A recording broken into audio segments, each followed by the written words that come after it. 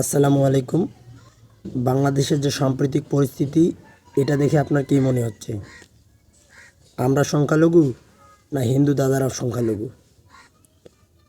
আসেন কিছু পরিসংখ্যান দেই। রাত জেগে আমরা তাদের মন্দির পাহারা দিলাম, তারা কি করলো? আমাদের মসজিদ ভেঙে দিল। রাত জেগে আমরা তাদের মন্দির পাহারা দিলাম, তারা কি করলো? আমাদের ভাইকে জবাই করলো। এইসবের পরেও নাকি তারাই সংখ্যালঘু।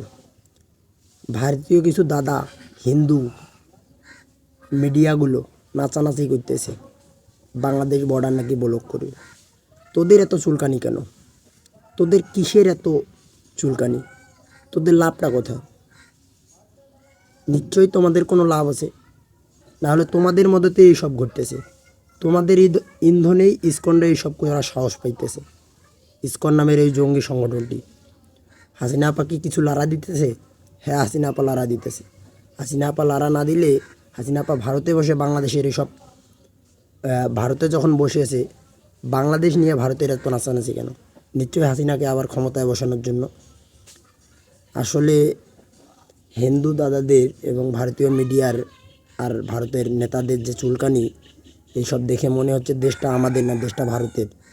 এবং আমরা এই দেশে আমরাই সংখ্যালঘু, হিন্দুরাই 98%। তাই আমি সব দলের নেতাকর্মীদের বলবো যে বর্তমান যে পরিস্থিতি, এই পরিস্থিতি মোকাবেলার জন্য আসুন আমরা সব ভেদাভেদ ভুলে গিয়ে সাম্প্রতিক যে বিপদের মুখোমুখি হয়েছি, একত্রিত হয়ে এই হিন্দু সম্প্রদায়ের